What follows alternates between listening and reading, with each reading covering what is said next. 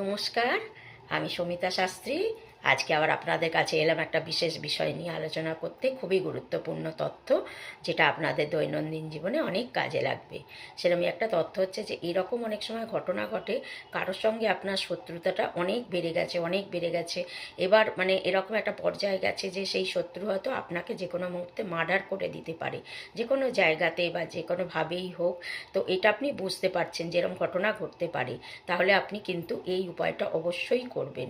সেটা হচ্ছে যে স্টিলের প্রদীপ নেবেন, সেই স্টিলের প্রদীপের মধ্যে তিলের তেল নেবেন এবং প্রদীপের নিচে কালো তিল নেবেন।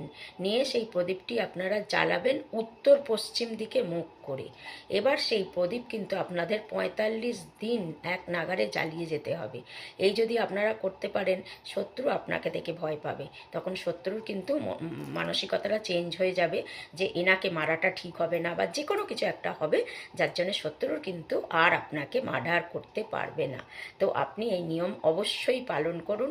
ভালো থাকুন, সুস্থ থাকুন।